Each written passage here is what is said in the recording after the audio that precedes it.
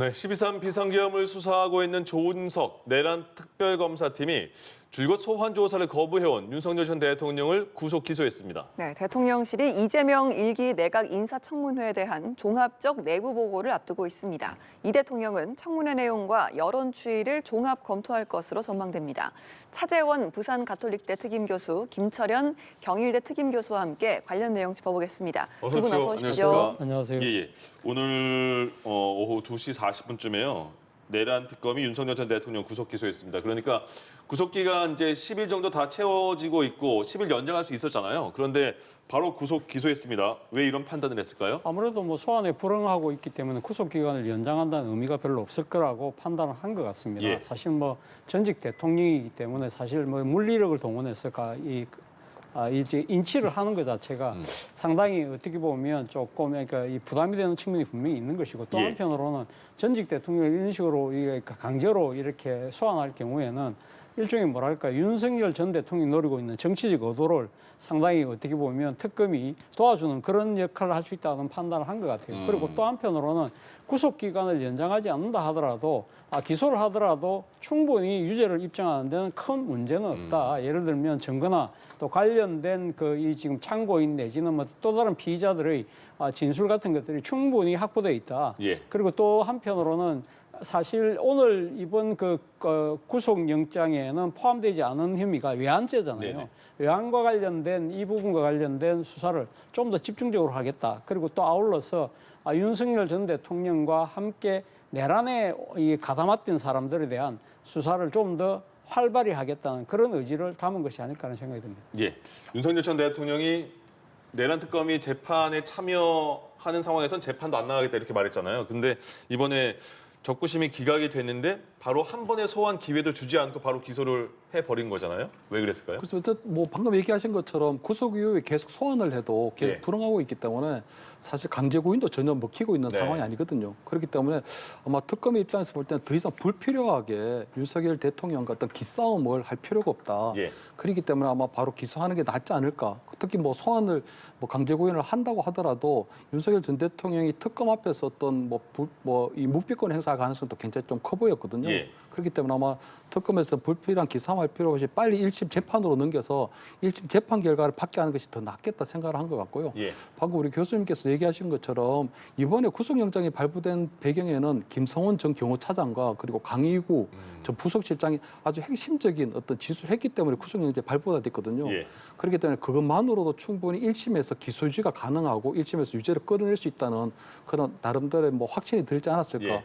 거기다가 오늘 보면은 계엄에 대한 심의권이 이제 위반했다는 건데 그 부분도 보면은 그날 비상계엄 당시에 참석했던 국무회에 참석했던 국무위원들로부터도 예. 아주 유의미한 그런 진술을 좀 확보한 걸로 보이거든요. 그렇기 때문에 아마 1심 재판하는 데는 별로 문제가 없고 나름대로 내란 재판과 함께 이 재판도 진행을 하면서 예. 별도로 외환죄 관련해서는 별도로 수사하는 게 낫지 않을까. 이렇게 전략적으로 판단한 게 아닌가 이렇게 보입니다. 좀 짧게 윤석열 대통령 입장에서는 구속적부심이 기각이 됐잖아요. 네. 구속은 부당하다 그래서 한번 심사 받아보자 했는데 기각이 됐으면 기각이 된 상태에서도 계속 소환 조사나 재판에 불응할 생각이었을까요? 저는 그럴 가능성이 상당히 높지 않았을까 생각이 듭니다. 예. 사실 본인 입장에서는 어차피 이 답정너 수사라고 지금 본인 스스로 네. 생각하고 있는 것이거든요. 내가 어떤 진술을 하고 묵비권을 행사한다 하더라도 그러니까 특검이 지금 예정하고 있는 일종의 추가 기소를 통해서 자신에 대한 압박을 멈추지 않을 것이라고 판단하고 있기 때문에 굳이 예. 내가 내란 특검의 의도에 말릴 필요가 없다고 판단할 가능성이 높기 때문에 아마 추가 소환을 해도 저는 불응했을 거라는 생각이 듭니다. 예. 알겠습니다. 자, 이번에는 오늘부터 시작된 민주당의 순회 경선 이야기를 좀 해보겠습니다. 첫 관문인 충청권의 투표 결과가 나왔는데요.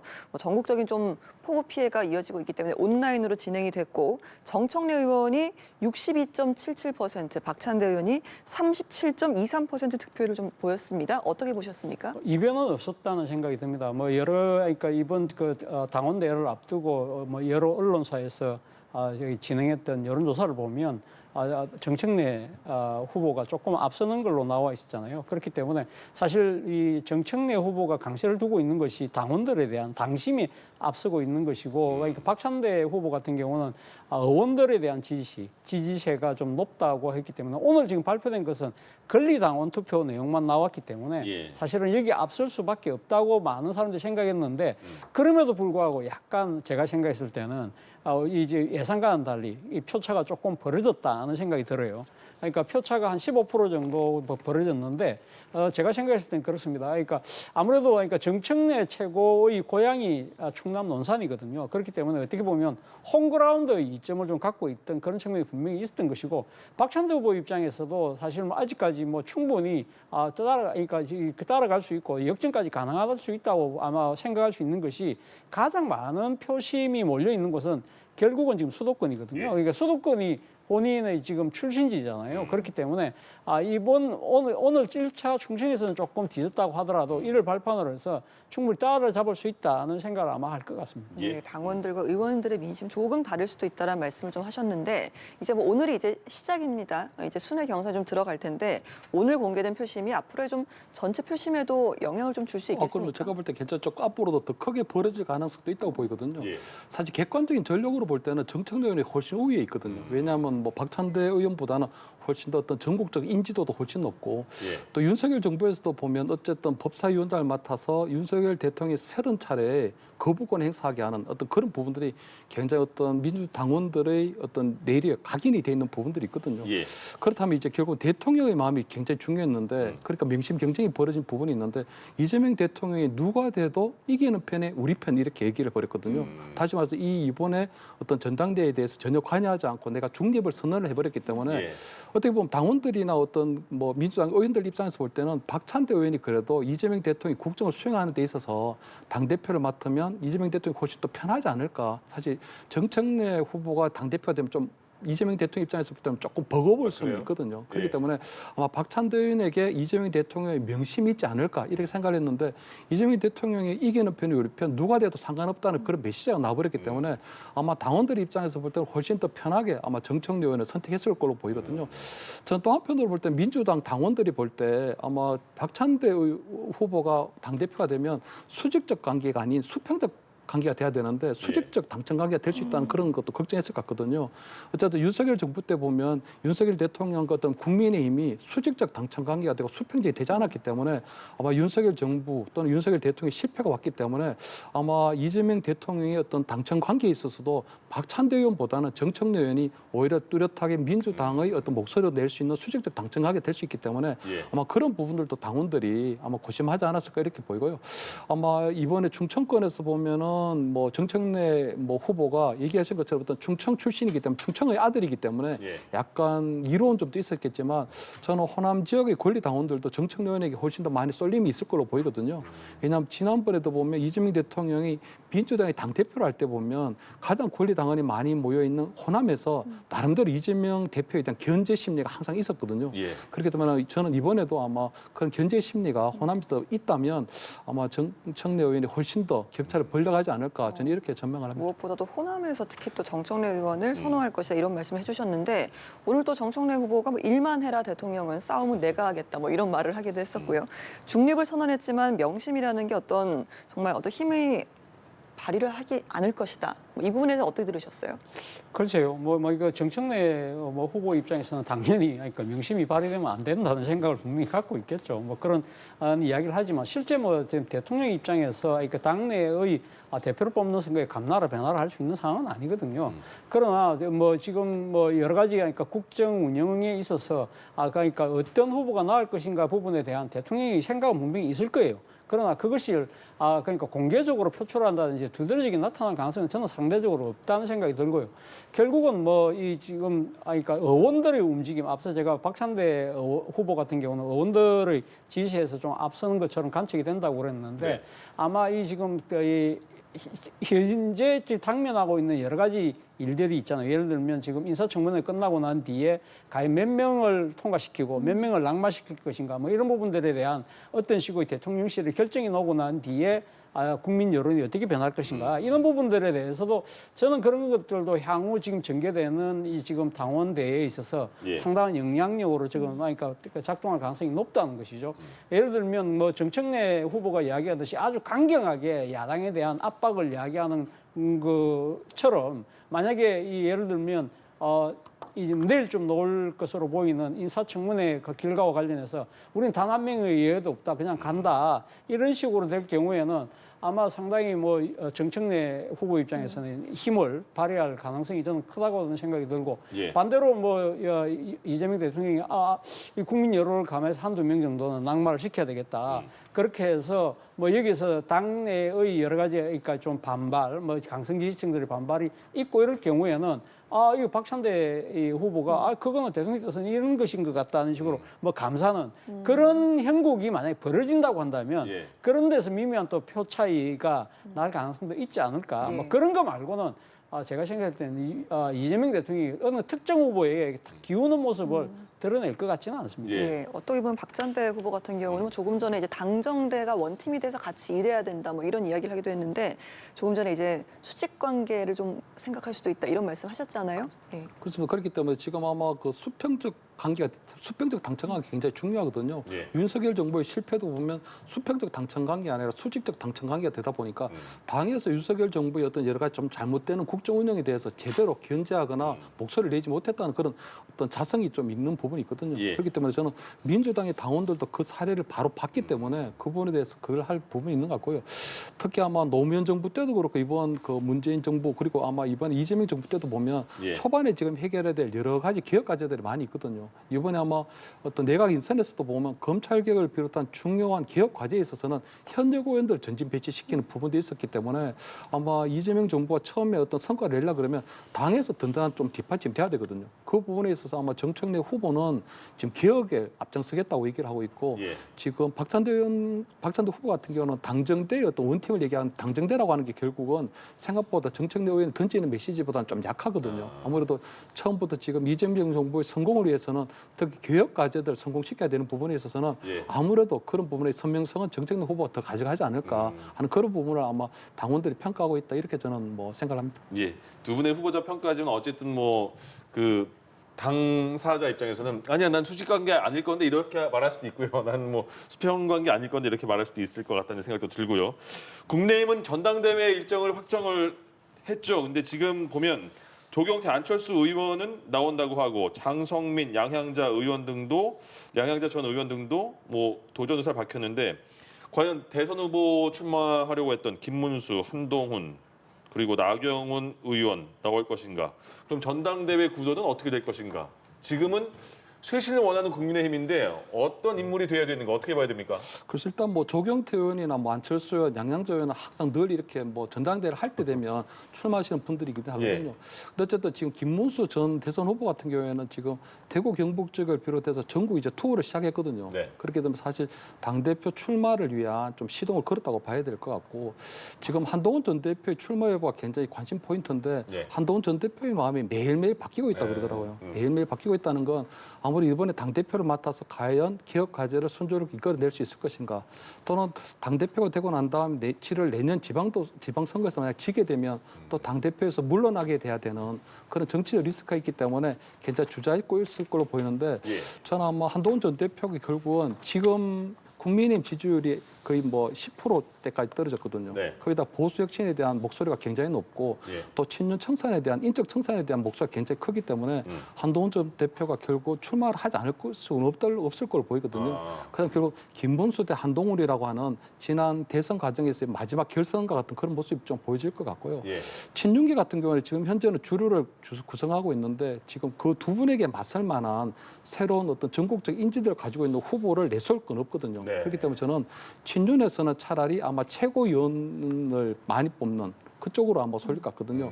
왜냐하면 국민의힘 어쨌든 당대표도 있지만 당대표의 주요 의사결정을 예. 최고위원회 회의에서 해야 되는데 최고위원회의가 9명으로 구성이 되거든요. 네. 현재 친윤계가 원내대표 그리고 정책위자 2분이 있기 때문에 3분 정도의 최고위원만 확보하게 되면 예. 실질적으로 당대표가 누가 되든 네. 전체적인 최고위원회는 친윤계가 끌어갈 수 있는 그런 부분들이 있거든요. 예. 그렇기 때문에 저는 아마 당대표는 결국은 김문수 후보 대 아마 한동훈 후보의 어떤 2라운드가 될 것 같고요. 아마 친윤계는 최고위원 예. 전략으로 가서 아마 뭐 3명의 최고위원을 뽑는 그런 전략으로 나름대로 각 개파가 그렇게 움직이지 않을까 이렇게는 보입니다. 그럼 지금 거론되는 그 확정은 안 됐지만 거론되는 후보군 중에서는 그럼 지금 국민의힘을 위해서는 어떤 후보가 돼야지 좋은 거예요?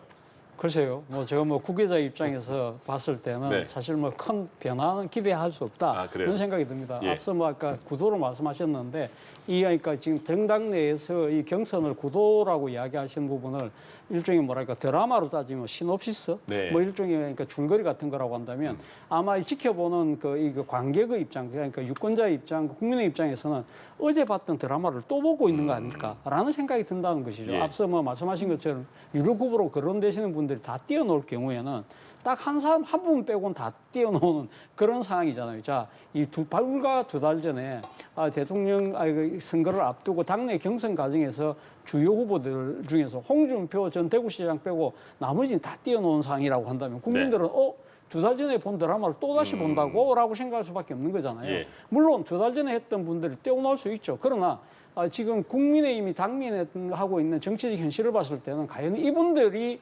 주인공이 또다시 나온다는 것이 맞는가라고 상당한 수의 국민들이 생각할 수밖에 없다는 것이죠. 예. 우리가 기억하듯이 12월 3일 날 비상경 그리고 그 이후에 벌어졌던 엄청난 혼선을 빚었던 이 탄핵 국면 그리고 또 대선에서의 패배 그리고 지금 또 내란 특검을 비롯한 특검 전국 이 상황에서 가면 국민의힘이 가면 어떤 식으로 활로를 찾아나가야 될 것인가는 누가 뭐 굳이 이야기하지 않는다더라도 그건 변화와 쇄신, 혁신일 수밖에 없는 거잖아요. 그런데 불과 이 2달 전에 상당한 책임을 질 수밖에 없었던 그 선거에 뛰어나왔던 분들이 다시 그분들이 주연처럼 또 다시 재현되는 드라마라고 한다면 크게 그 어떤 결과가 나온다고 하더라도 별로 기대할 것이 없을 거라는 생각을 많은 국민들이 할 것 같습니다. 알겠습니다. 네, 알겠습니다. 지난 한 주간 있었던 슈퍼위크라고 하죠. 청문회가 마무리가 되면서 이재명 정부 1차 내각 검증도 이제 일단락된 분위기입니다. 지금 관심을 받고 있는 것이 이제 강선우, 이진욱 두 후보자의 거취에 쏠려 있는데 대통령실에서 내일 인사청문회 관련 보고를 받고 또 후속 논의를 진행할 예정입니다. 이 대통령이 앞으로의 좀 거취에 대해서 어떤 선택을 내릴 거라고 보시는지요?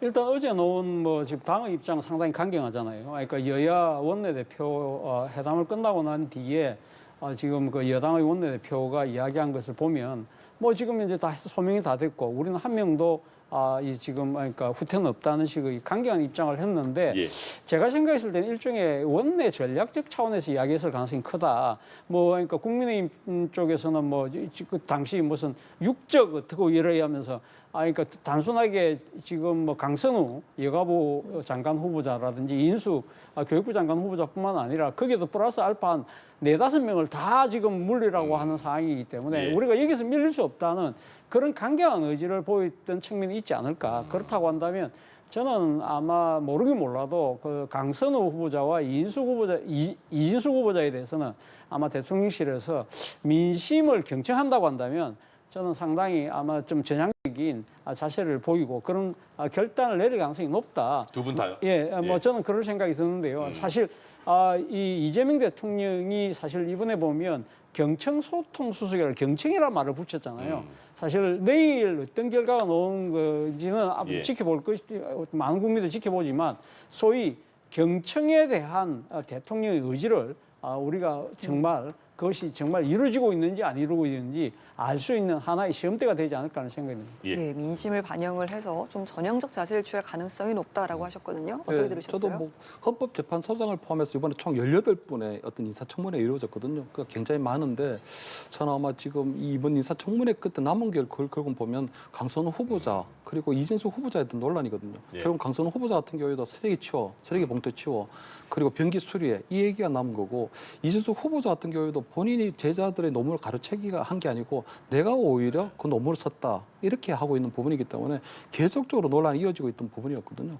근데 저는 아마 지금 일각에서는 아마 이분들에 대해서 임명을 강행할 거라는 얘기가 나오고 있는데 저는 그거는 전 이재명 대통령의 옳은 방법이 아니라고 보이거든요. 그렇게 되면 과거의 정부와 전혀 다를 게 하나도 없는 거거든요. 예. 거기다가 아마 그렇게 되면은 그런 것들은 국민과 또 맞서는 형태가 될 수도 있기 때문에 이재명 대통령이 그동안 보여왔던 여러 가지 초반의 어떤 좋은 모습들이 완전히 퇴색되는 그런 부분도 있거든요. 한편으로 볼 땐 저는 아마 후보자들이 그런 논란 속에서 자진 사퇴할 거라는 얘기가 있는데 예. 그것도 저는 이재명 대통령 다운 모습은 아니거든요. 이재명 대통령이 어쨌든 두 후보자에 대해서는 굉장히 검증이 부실하게 됐고 또 이번 인사청문회 과정에서도 충분하게 국민을 설득할 만큼 해명이 되지 않았기 때문에 예. 그렇다면 이재명 대통령 스스로가 이 지명을 철회하는 방식이 맞는 거거든요. 내일 아마 종합적인 보고를 받고 난 다음에 결단을 하실 것 같은데 그렇다고 하더라도 저는 후보자들에게 책임을 떠넘기는 맞지 않다. 예. 이건 애당초부터 검증에 부실했고 또 잘못 지목한 대통령의 원천적인 책임이 있기 때문에 그렇게 된다면 종합보고에 지명 철회를 하는 것이 올바른 이 정리하는 수순이 아닌가 이렇게 보입니다. 알겠습니다. 예. 지금까지 부산 가톨릭대학교 차지원 특임교수, 경희일대 김철현 특임교수와 얘기 나눠봤습니다. 고맙습니다. 고맙습니다. 고맙습니다.